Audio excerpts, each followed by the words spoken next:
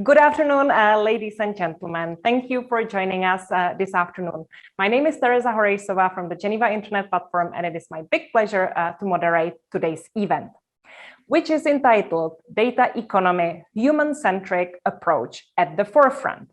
Now, this event was put together through cooperation among a number of partners, which I would like to mention now, is the European Delegation to the United Nations here in Geneva, together with the Permanent Mission of Switzerland, the Permanent Mission of Slovenia, which you know is now holding the presidency of the Council of the EU, and ultimately the Geneva Internet Platform. And here we are joining you from premises of the ConfTech of the Geneva Internet Platform, where we are trying to experiment with hybrid and virtual meetings. We value that you've decided to spend this time with us. Now, this is one and the first event in a series. We will have 4 events that we have entitled From Geneva, Reflections on Digital Future. Why Geneva? Geneva, as you can see now very shortly behind me, is a very important digital policy hub, where so many actors involved in digital policy are involved. At the Geneva Internet Platform, we have actually tried to map all these actors through an exercise that we call Geneva Digital Policy Atlas, available on our website, where you can try to zoom in and understand how these actors are involved in digital policy and contributing to the global discourse on cyber issues. Now, this event is truly hybrid. So while majority of our speakers are joining us from Geneva, we also have a very valued speaker joining us from Slovenia. And it is my pleasure to introduce Mrs. Maja Bogataj-Jancic, who is the co-chair of the Data Governance Working Group, Global Partnership on Artificial Intelligence, and the head of the Intellectual Property Institute in Slovenia. And joining us here in our studio in Geneva, I would like to introduce you to our other speakers. So we have with us Pascal Marmier on my right, who is the Secretary General at the Economy of Trust Foundation at SIGPA. Welcome. We also have with us Mrs. Lene Vendlan, who is the Chief of our Business and Human Rights at the Office of the High Commissioner for Human Rights. Also welcome to you. Now sitting on my left, we have Paul Olivia DE from mydata.io, mydata.org, personaldata.io, and hestia.ai. And last but not least, Ambassador Thomas Schneider, who is the head of international relations at the Federal Office for Communications of Switzerland, and also, which is very relevant for our event, the co-lead of the Swiss Network on Digital Self-Determination. As you can imagine, this event is also supported by quite some people joining us in the backgrounds, but one of them will be visible, and that's our colleague Stephanie Burg-Psaila, Director for Digital Policy. Stephanie will be the bridge between what is happening in the chat and here in the room. We will make sure that any questions and comments that you have are passed to us here, and we can reflect on them. So feel free to use, if you're joining us in Zoom, the chat function there, or feel free to use the comment function if you're watching us on YouTube or on Facebook of the Geneva Internet Platform. So I hope this all works, and Stephanie will be providing you further details as we go. Now, as I said, this event is really meant to discuss the various relations in our society along data, and what is actually, how it has changed us as citizens, the relationship between citizens, the state, the private sector, how data has shaped these relationships. So my first kickoff question is, and I would also like Arvind to put the image in the background, where we have tried to illustrate this very complex interrelation when it goes to interchanges of data among these 3 kind of stakeholder groups. I would like to ask all of our panelists to shortly reflect, to kick us off, on how these data-related considerations have changed our society. Maybe I will start with you, Pascal. Sure, thank you very much. Pleasure to be here. I think what has changed is, first, every second we're producing 2 megabytes of data. So, do it by a couple of 100 millions, and you imagine that it has an impact on our life, can be positive, can be elements of disinformation. But I think as a society, we've basically transformed ourselves. And then I really look forward to hearing also from the panelists on how it has changed institutions, right? Obviously, issues of transparency, access to data, equality or inequalities in some of those institutions, I think is really interesting because data has changed certainly the equation that there is. And if we look forward, because we're in digital future, anything that's happening this day, right? From analog to digital, think about tokenization. If I can, pay or have to pay 4 million for the picture of a dog, right? Mm-hmm. There's a bit of a buzzy element to it, but I think there's real issues behind, right? When we start putting things in digital format, even though it can be like crazy prices, but just kind of things that will also lead maybe to more automation or more intelligent systems. I think it basically is and will continue to transform our society. Thank you, Pascal. Lena, it's practical to go to you next. Yes, no, thank you very much. I agree with what has been said. I think from a human rights perspective, I think we need to think about one of the biggest considerations is obviously the issues like right to privacy, who owns our data, how can we control who owns our data, how is data used to enable us to navigate society, to get access to public services, get access to private services like finance, etc. So I think that there is a lot of issues that relates to the individual data and who holds the power over our data, and what right do we have over them. And so I think that it's about power imbalances, addressing power imbalances when we are going into to data policy making. What is it? How do we recalibrate, and using the international human rights standards as the framework to inform the policy making in these different contexts. So yeah. Thank you very much, Lena. And going to you, Paul Olivier. Well, thank you. So I would just build up on what has been said so far. So very much, we produce a lot of data. This data starts close to us. I produce it by moving around, by interacting with services or with other people. But then what I find very interesting is to concentrate on this power and the logic that will define where this data goes and what is done with it, and how much of that power affects the logic that will then be followed. We know that in the commercial space, data tends to be concentrated, that power tends to get accumulated progressively, and that leads to very systemic problems. For instance, disinformation that is mind-bogglingly difficult to address. And then what do we do with this data? Suddenly we have big companies that hold a lot of this data, a lot of this power to also correct the systemic effects. How do we fight back partially for control over this data so that it can also address social issues, broader issues? Those are the kind of things that very much interest me, and I think are very much at the pressing issues right now. Mm-hmm. Thank you, Paul Olivier. Thomas. Thank you, Therese, and hello, everybody. Much has already been said, of course. I think more and more people realize that the use of data can make our lives more comfortable, more practical, more efficient, which is per se a good thing. At the same time, we are feeling or in reality losing control over our data, and we may lose control over our lives.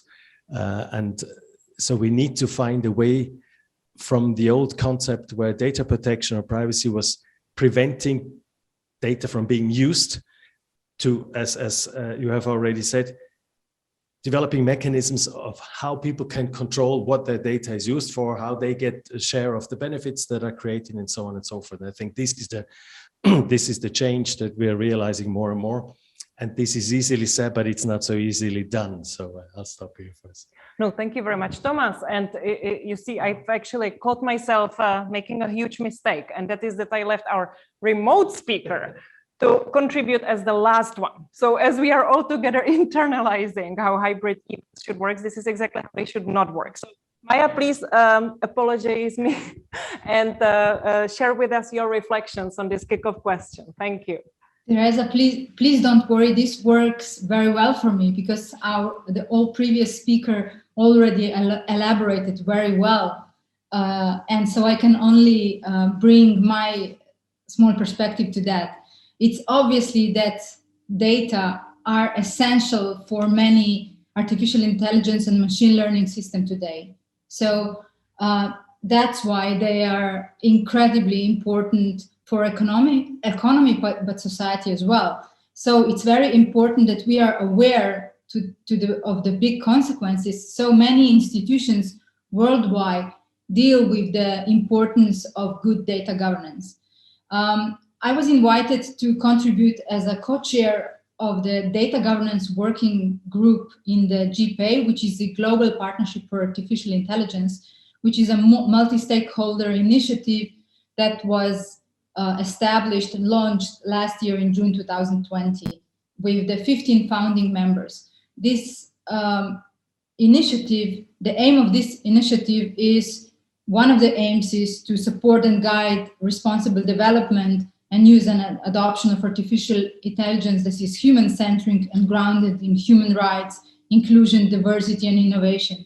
To do this work, this initiative has 4 working groups, actually 5, because the youngest one, which started to work immediately at the same time, is also like pandemic working group. But the others are responsible artificial intelligence, future of work, innovation and commercialization, and data governance. And this is the group that I co-chair with my great co-chair, superhuman and super expert, Jenny Tennyson, who is otherwise Open Data Institute from UK. And the mandate of our group is to collect evidence, shape research, and undertake applied artificial intelligence projects and provide expertise.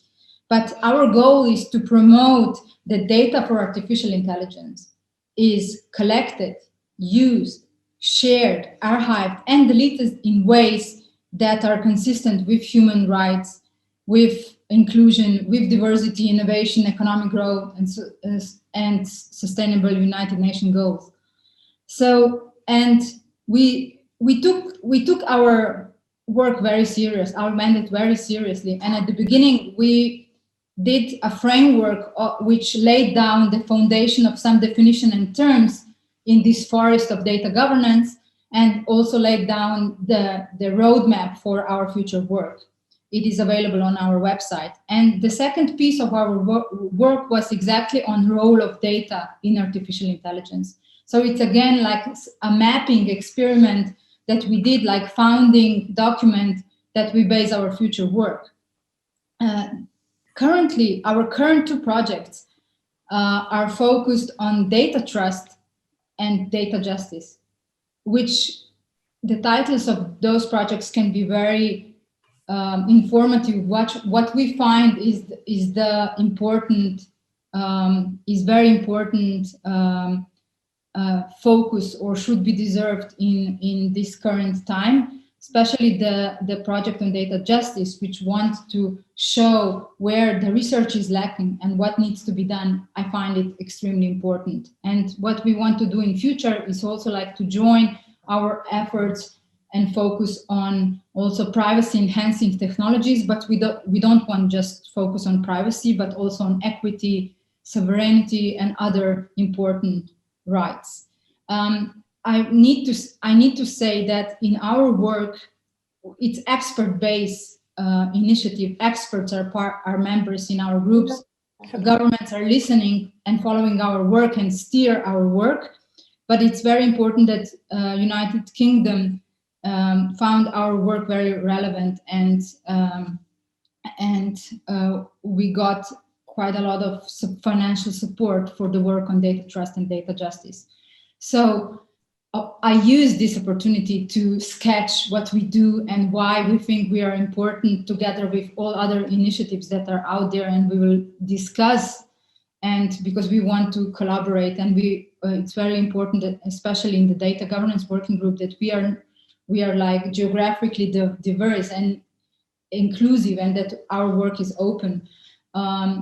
But yes, at the summit last year, I said everybody talks about artificial intelligence. It's so fancy, but the hard-working cousin of artificial intelligence is data.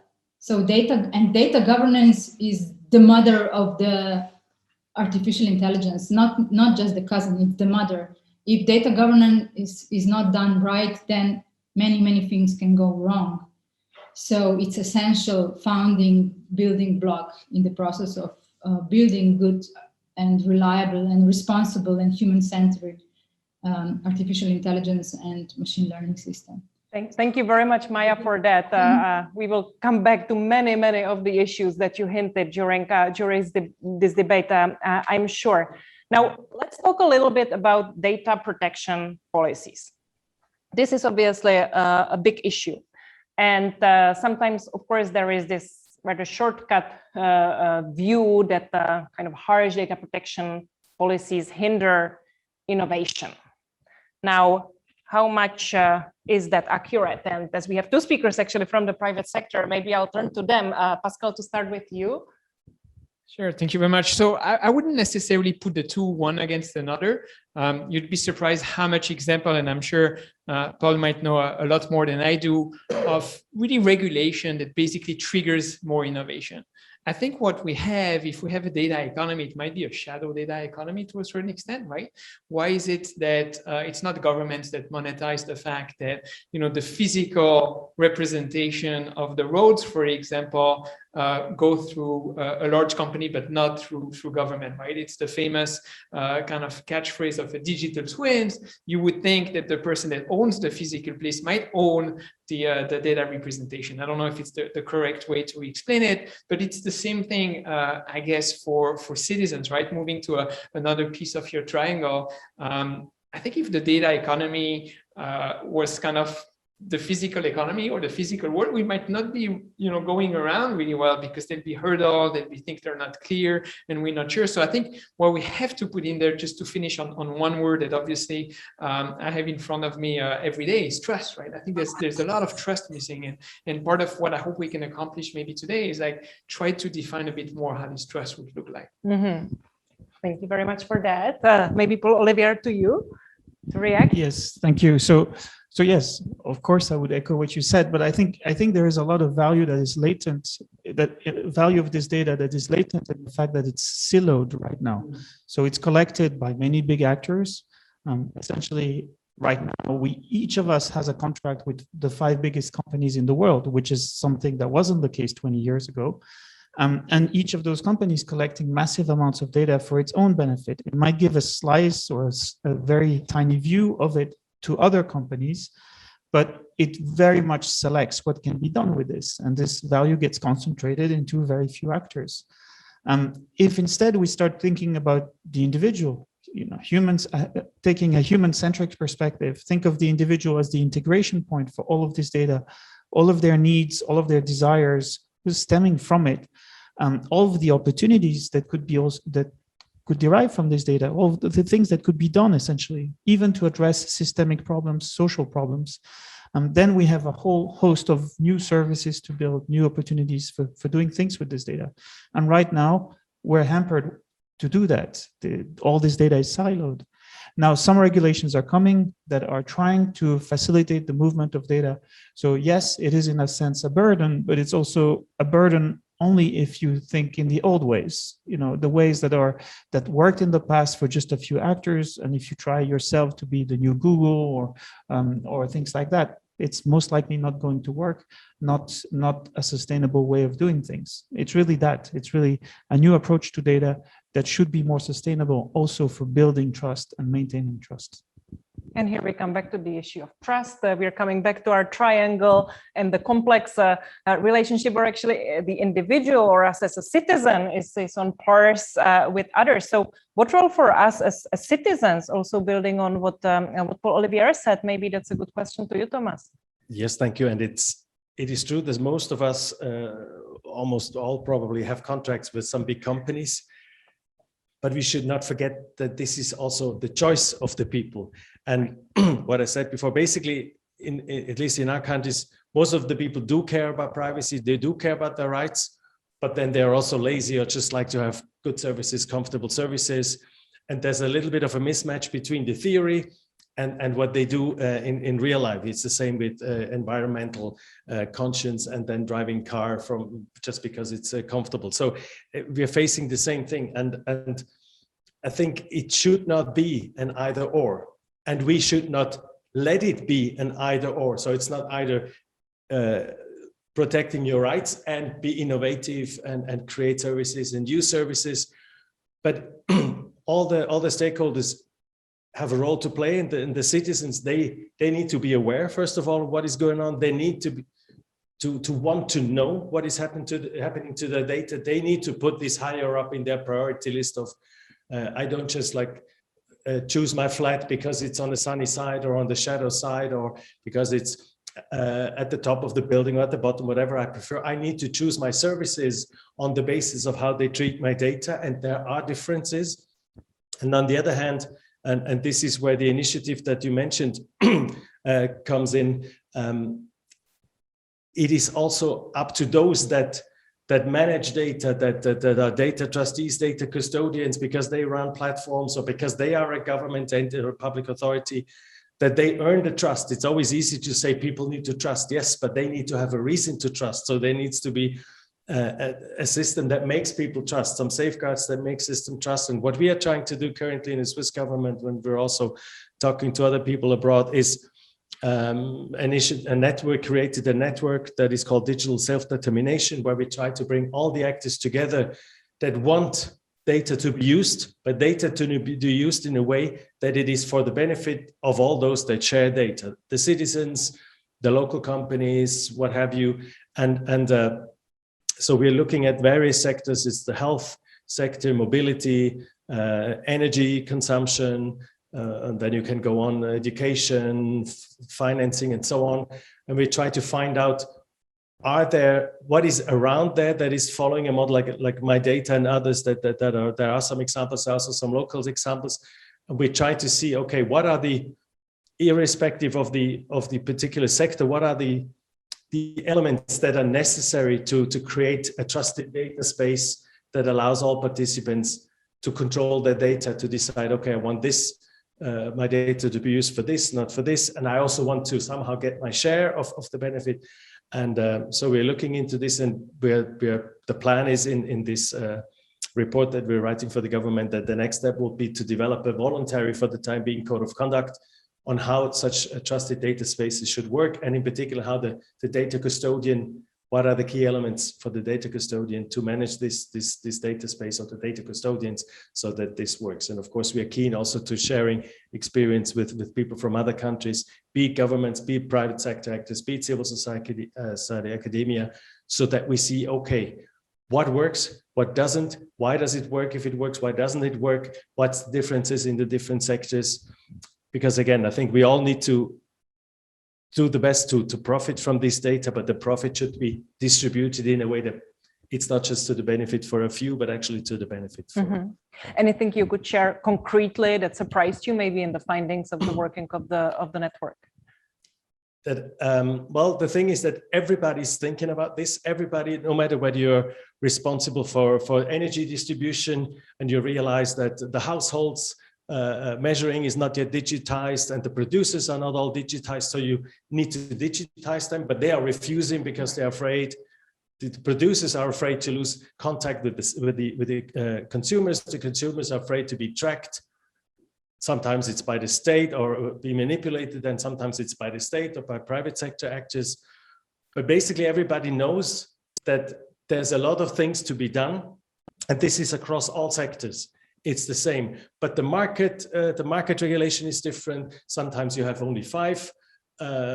In the transport sector, you have one big, like in Switzerland, the train, the railways, but then you have 100 small ones like scooter rentals, what have you. In the energy, you have hundreds of players that produce, and you have millions that consume, and there's different histories to them. And you need to know what each of the actors is afraid of losing. If you don't know, you will never get them to trust you, because everybody has got something to lose. So everybody needs to talk about what are the conditions that make me say, yes, I'm part of this space. I'm willing to share my data, willing to share it with others. And this is the critical factor, is what is preventing people and companies and to participate in such space. Thank you. No, this is a good way of looking at it. Yes, kind of changing the perspective a little bit. Now let's talk a little bit about the intersection of human rights and business in the data protection discourse. And this is a question for you, because that's your bread and butter, Lene. Yeah, well, not specifically on data protection, I should add, but no, I think what we've heard already obviously signals the complexity of the issues, which is why we from the human rights community, it's not about making bespoke solutions around across this vast impacted policy domains, but saying what are the underlying global values that need to be reflected and embedded into whatever policy context we are in. So really having those shared global values, and the International Human Rights Framework is that, we would say, in different jurisdictions there is, in different contexts, there's a lot of talk about ethical values. They of course will change depending on where you are. So really having that global understanding of what are the sort of underpinnings of these solutions that will have to find its way into the many different contexts that you were outlining. So from our perspective, the work that we are doing in the business context is in our BTEC project, where we, again, a little bit from the same what I was just saying, that business comes in at so many different entry points, both in data collection, in the development of the technologies that create data, that gather data, that enables us to use data. So instead of coming in and saying, now we have to find a specific solution to this problem and reinvent standards or come up with what should be the appropriate standards to resolve a particular problem, we say, well, we actually do have standards for business. And if we're talking human-centered approach, again, going back to the human rights framework as the sort of core of a human-centered approach. So for business, we have the UN Guiding Principles on Business and Human Rights, which has been unanimously endorsed by the Human Rights Council, by member states of the United Nations, uptake by companies, including in the tech sector. So what we are trying to do in the project is we're working with companies themselves to try to say, what if we apply the lens of the guiding principles to wherever you are in the stack, in the ecosystem, what does it mean to prevent harm to people? What does it mean to do due diligence, human rights due diligence, as you're developing, deploying, or developing and deploying these systems? What are the kinds of internal processes in a company that you need to? What is the internal governance? What is the internal, at what stages do the right people in a company need to know to take into consideration the lens of thinking through what the impact on people might be, what the risk on people might be? Again, we have the framework, and that can be applied across these different activities, these different regimes, these different technologies. So to have to converge, align around a common set of expectations that is then can be deployed, but also measured, and there can be accountability for how that works. And it goes very much also to the policy, to the role of policymakers in setting the right framework, the right incentives, both for good behavior for company, where there are this due diligence, this risk management approach, not in a way that would undermine innovation, but saying, well, sometimes innovation actually, there need to be some guardrails around it. And if we're talking from a basic perspective of avoiding harm to people, that's okay. We can innovate a little bit less if we bake that into the system. But the real benefit of these technologies are if they can be used and deployed with the risk to people being mitigated. So that's what we're trying to do. Thank you very much. And, I see we are coming back a lot to how us as citizens need to change how we think and internalize about this, how businesses think about this, of course, governments as well. So there is a big shift in our thinking on all fronts that has to be happening.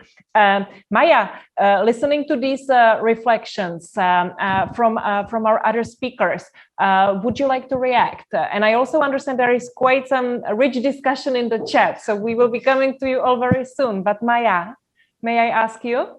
Yeah, and I try to be a bit shorter this time. I learned that you're going to get to me more time, so I will not say in just one go. So I think my first reaction is that it should be a multi-stakeholder governance.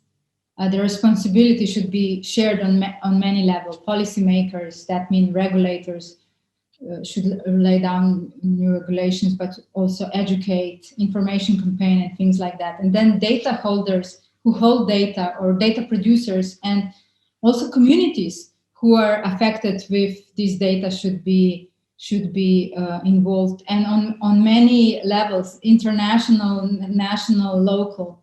This is a huge, it affects everyone, and not necessarily just subjects or objects who are data collected from. So this is my first reaction. And the second reaction is currently, although individuals are, or individuals involved in process of collection of data can be affected, it's not necessary that they are the only subjects who are affected.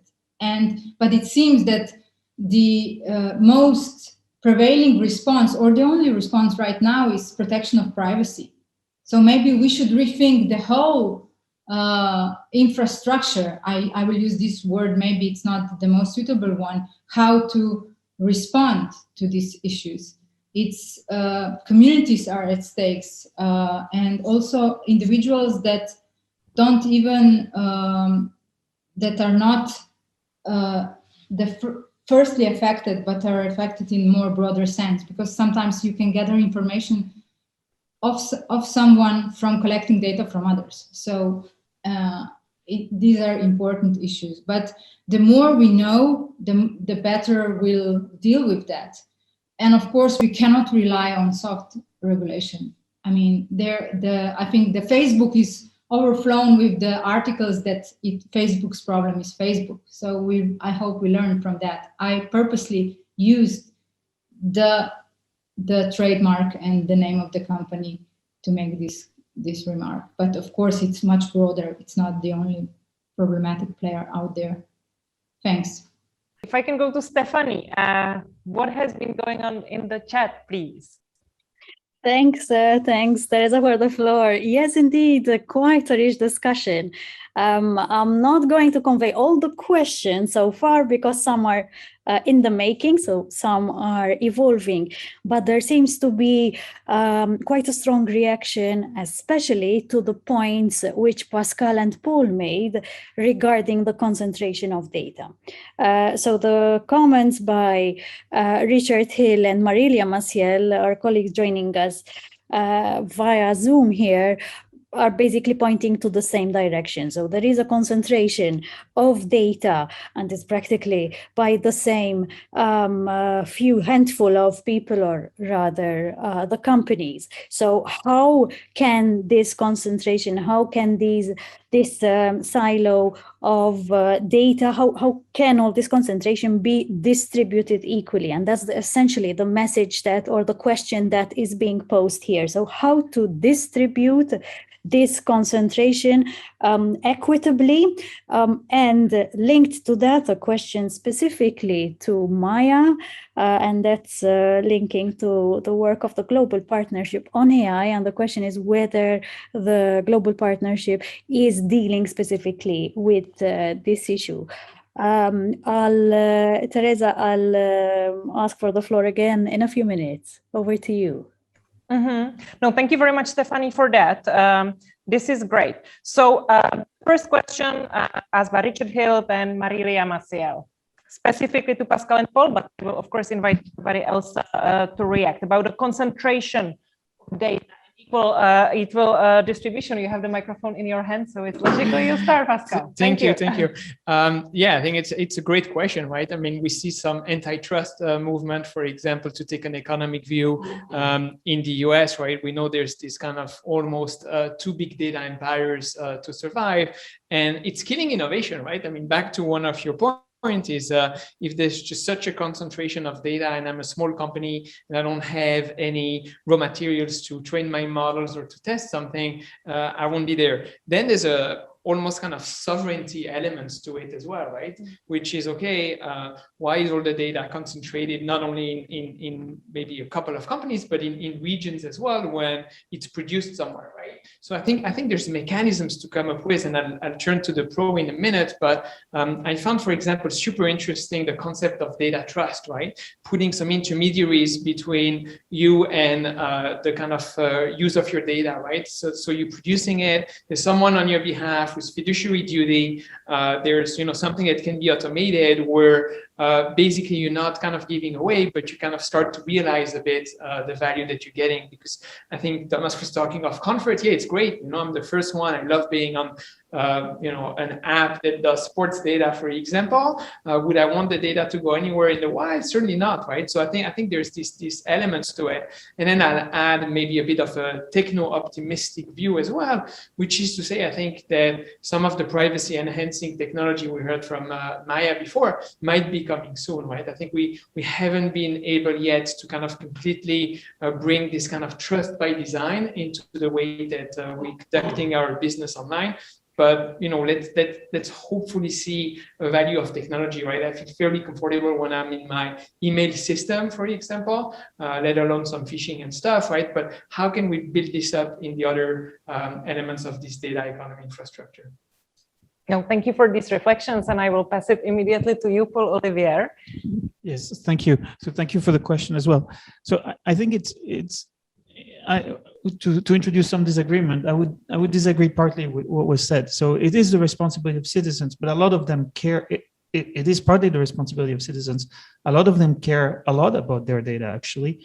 But in practice, it's very hard to know what happens with your sports app data.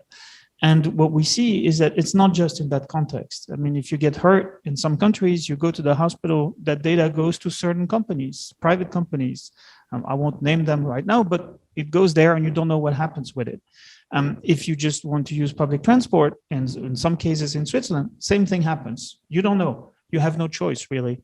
If you go to a newspaper, you might pay for a subscription. Same thing. You don't know how this data goes. So transparency is one of the key elements to generate more trust. And we see that a lot when I try to work, or when we try to work with citizens who are interested in this, trying to build data trusts in mobility sector, in the attention economy sector, or generally in data literacy, they care a lot about this transparency, and they see it as an activating mechanism to do more, to fish for new opportunities, to try to do more things. And I think that to address Richard's question, that's a key mechanism for more equity around this use of data, this transparency. And this finally gets back to the human rights question, because I think what happens right now is there's this massive concentration of power into a few companies, and this huge imbalance. But you also have to see that internally, there is a huge imbalance and huge asymmetry of knowledge. Just a few people inside some of the biggest companies in the world have a perspective on the whole impact for social impact of their own, big company of tens of thousands of people. And that, to me, increases the importance of whistleblowing in this context.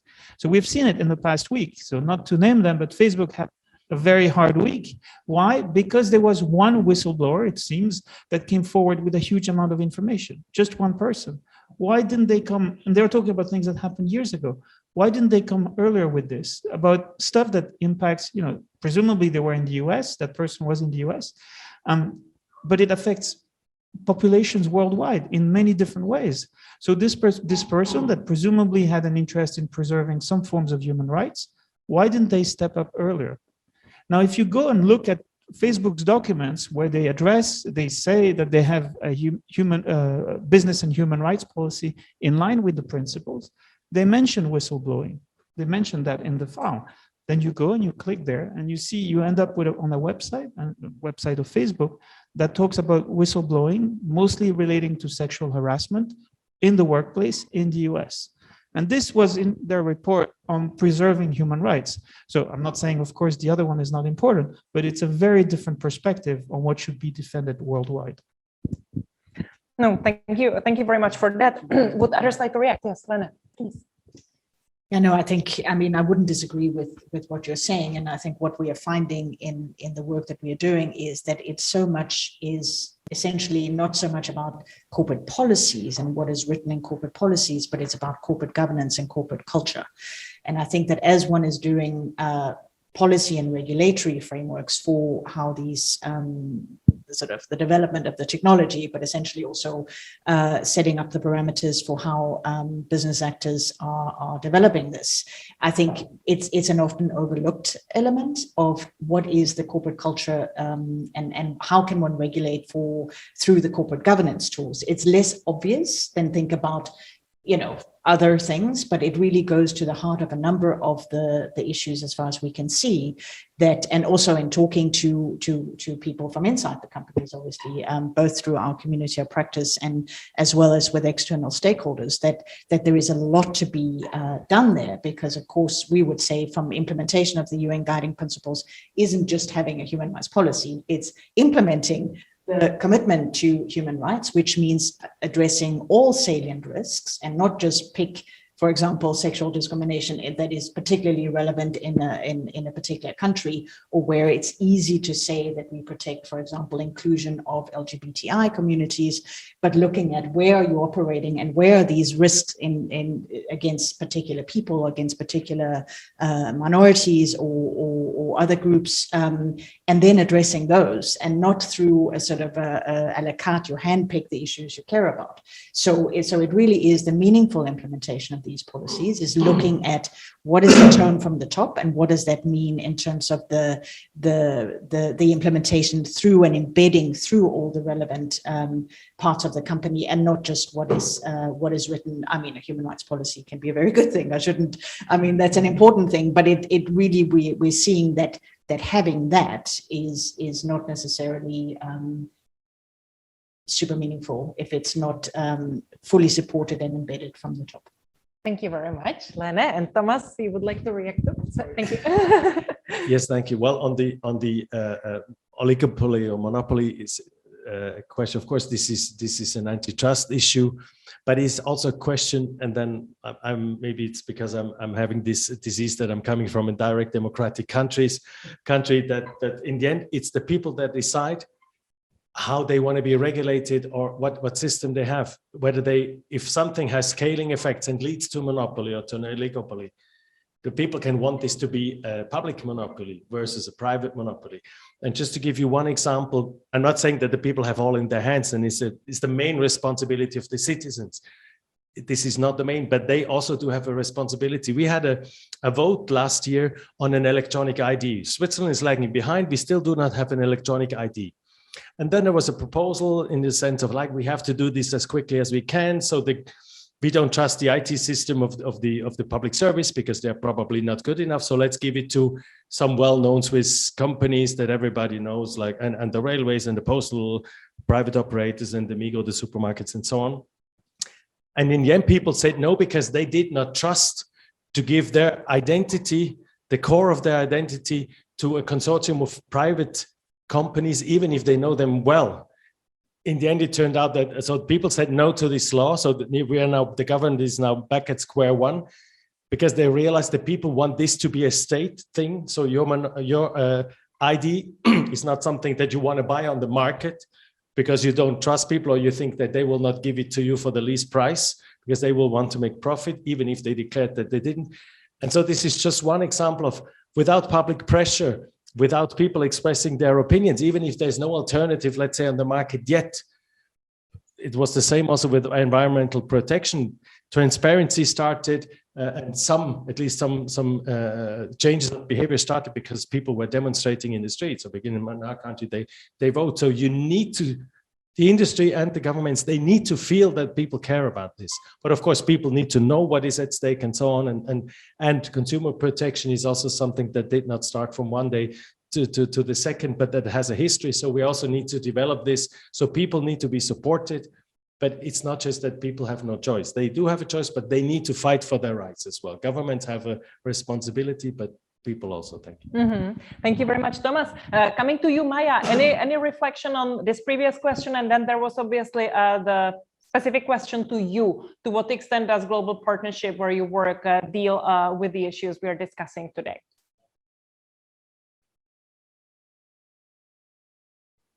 No, we have a problem. We resolved the problem. Thank you very We much. resolved the problem. I'm glad to hear that. Go ahead, please. Thank you very much, Teresa. A small problem, which was muted microphone. Only that problem. Thank you for the mic. First, the reflection to the comment of Ambassador Schneider. And second, I'll try to reply to the question if I remember correctly. Ambassador Schneider did a very nice example of direct democracy that it's taking place many times per year in Switzerland. And it works well if citizens are well informed, they have high skills on the topic, they're high information on that, and they're active. I agree about that. But on a social network, when you're asked whether you want to see yourself, how you will look in 20 years, this is not the same informative referendum taking place, but you are giving away a lot of your data. You're training machine learning system for facial recognition. So with this example on my side, I want to make a point that the citizens, even if they want to protect their personal data, if they want to be on the top of situation, sometimes they're not capable of. So we cannot put the responsibility only on the shoulders of private citizens. Although, as I tried to highlight before, we give them the tool to protect their privacy, but with just protection of one human right, which is privacy, we will not resolve the pressing issues that the current machine learning system and artificial intelligence system and massive collection of data is putting on our societies. We will need to sometimes rethink the whole principles and then to design maybe new infrastructure.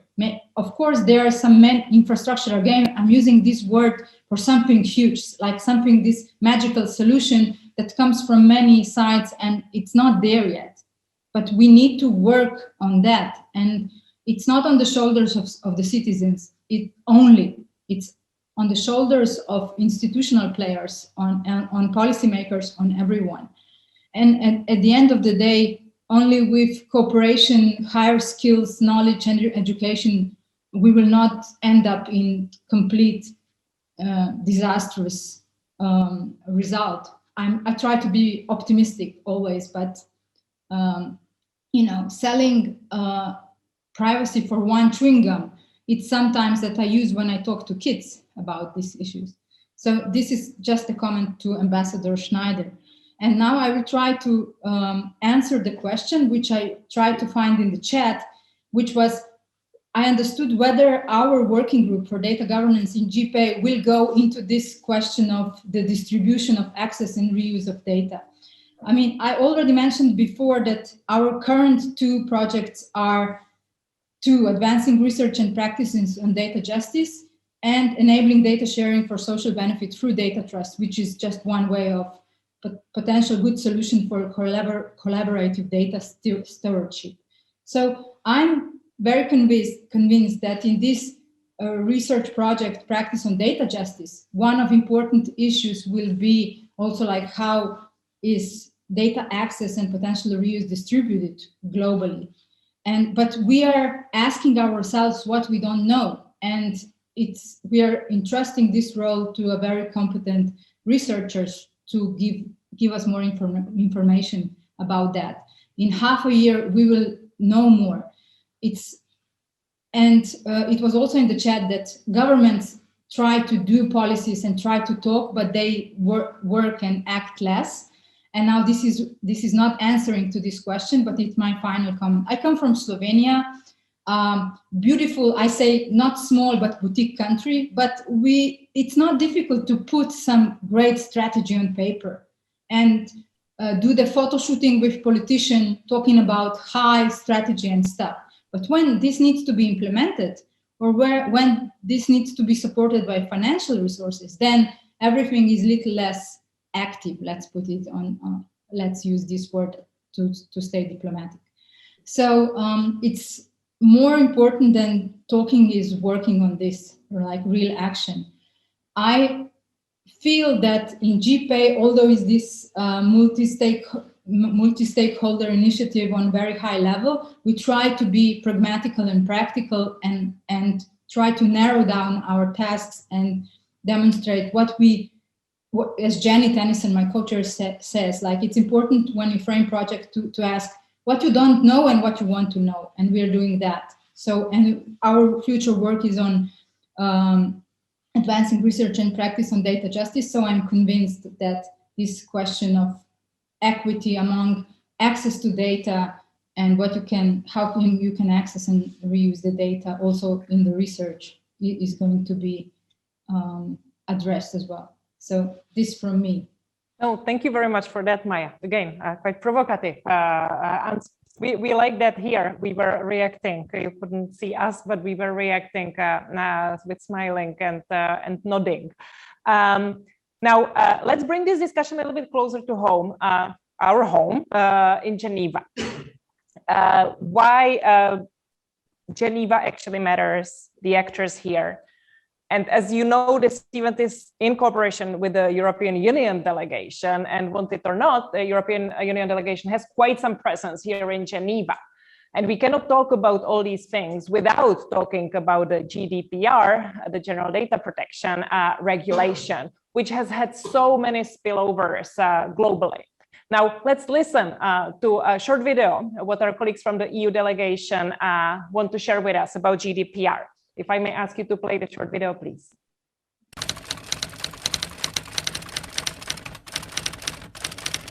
With increasing digitalization, the amount of data exchange is immense.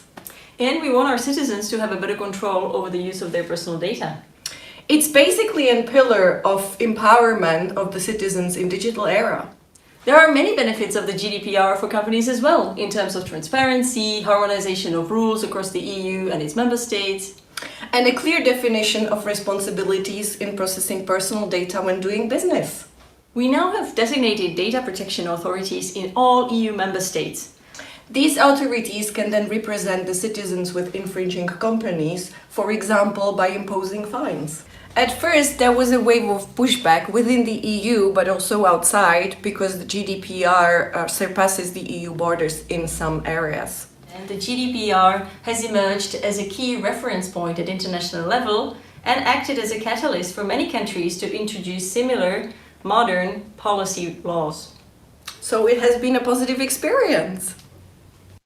Thank you very much to Radka and Lucia from the EU delegation. Now, GDPR, I think we can agree, was a little revolution. Now, I want to talk more about the spillovers to Geneva and globally. Maya, can I start with you if you want to reflect? No, if you don't want to, you don't have to. No, actually, I'm no. Okay. Thanks. Pascal, please. I'll give Lena some time to warm up. No, I think I'll basically play back two keywords that we heard before, where I think Geneva stands really strongly. And by Geneva, I mean the Geneva region, right? The first one is multi-stakeholder. I think there's no other place, and we see it in the great panel that you've done, where you can actually bring the people together. And one example I'll throw in, which actually encompasses a little bit of a again, larger region, larger kind of technology and policy view, is the Trust Valley, for example, that has a lot of programs, bring regulators and others, and just kind of continue to expand a bit the boundaries of what can be done in a multi-stakeholder environment. And then the second one, I was inspired by what Maya said. I think it's the word action, right? I think policy is great, but what you have in Geneva is you have a lab at scale, right? We can all kind of meet and we can all kind of walk to one another, almost. I use the wonderful garden. I know it's your kind of extended meeting room here, Teresa. And a policy action lab is actually something at scale where you can try things, right? So the next version of GDPR, maybe you bring this group together and you test it really at scale and bring it to the people for reflection and learning. So I think Geneva is extremely well placed for the next stages of these topics and discussion. Thank you very much for that. Thomas, I'm sure you want to talk about International Geneva. Go ahead, please. Well, actually, I start with a remark of Maya and then the GDPR. First of all, Maya, I did not say it's up to citizens. I just said they have a role to play too. That's a slight difference. And the GDPR, I think the GDPR showed that if Europe, if 500 billion consumers and some policymakers pull the same rope, they're actually big enough to make a difference. Whether the GDPR is the solution to everything is another discussion, but it showed that Europe is, if we go united, and I say we, taking into account the whole of Europe, not necessarily only the European Union, if we go united, then we can actually make a difference. And Geneva here, of course, is one of the places, or one key place, where it's not just the geographical Europe or the EU, it's actually the whole world that is represented. And if we manage to go united, all countries, all stakeholders, then we can make a difference. Or if we, in ICANN and in the ITF, they call it the rough consensus. If it's a large majority, then just one word about the GDPR. Also there, I guess we're all, the most visible result of the GDPR is that before I go on a website, there's a thing pumping up that tells me like, are you fine that we use all your data for I don't know what? Or do you want to go into the details and actually say no to some of the uses that we propose? I mean, the way the industry puts it to you is always, it's cumbersome to protect yourself, to use your rights. And also there, it's good that we have this opportunity now. This is thanks to the GDPR. I don't know what the research says of how many people actually take the 10 seconds on average before they go on a website. And if you go on a website 10 times a day, you have to sometimes fill it out 10 times a day. I try to do it in 95% of the cases, unless I really have no time. But just to say also there, you get a tool, but it somehow makes life more cumbersome. And you need to want to care and click on the buttons to say, okay, I will actually only use the cookies that are necessary and not the rest.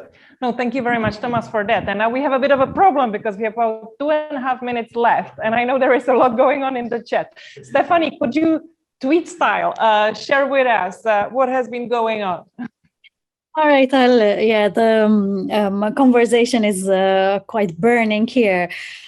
What I will do, since at Diplo we have many conversations on data justice, to also use the taxonomy that Maya has used, and I like that a lot, data justice. I'll only pass over one comment, and that's by Alicia Shepherd. So my apologies to other commentators like Marilia's, the comment on baseline framework, etc. That will leave for a different conversation. So the point that Alicia made is the fact that especially in developing countries, governments talk a lot about data, and again, back to the issue of the concentration. So a lot of discussions there, but nothing is really happening that will, let's say, put the balance in favor more of the citizens. So a lot of talk, but no concrete action for the benefit of the citizens. It's referring mostly to developing countries, but given the concentration, what we're seeing in just one or two, or let's say at the most a handful of countries, I wouldn't say it's just developing countries. So any final reactions on that? Thank you. Thank you, Stephanie. Olivia, would you like to holding the microphone? Something quick on developing countries and the situation. Yes, so I think I'm wrapping up many of the themes around Geneva as well. So we heard mention of data trust from the UK, data custodian in Switzerland. It was a talk of the GDPR, but in a sense, the GDPR is already the past. I mean, Europe has passed several new acts: the Data Market Act, Data Service Act, Data Governance Act, soon the Data Act, where they are trying to find a middle balance of groups of people, communities that start administering their data. Usually in Europe, the talk is about an American choice or Chinese choice on how data should be dealt with. And I think we should listen to other countries as well, because they have a much more community-driven approach to data. For instance, in India, on having communities managing their own data as a resource. Here, there are some posters about managing water. It's an issue that has been very prevalent. Should we build big dams that collect massive amounts of water? Should we let the water flow? Who should benefit from the water? Well, it's a lot of the same issues with data, and it's not addressed at a country level. It should be much more local. much more topic driven as well. And I think that's where Geneva can shine in those discussions. Well, and that's nice. Kind of final remarks. Thank you very much. I'm sorry I have to cut this conversation here. There is a lot to unpack. The good news is the event series will continue in October. We will come back together again. You will receive information. I would like to thank once again to the European Union delegation in Geneva, the Permanent Mission of Slovenia, the Permanent Mission of Switzerland, and us here at the Geneva Internet Platform. And of course, big applause to Maja Bogata-Jancic joining us from Slovenia, Pascal, Lene, Paul, Olivier, and Thomas. Thank you for spending the afternoon with us, and see you soon. Bye-bye.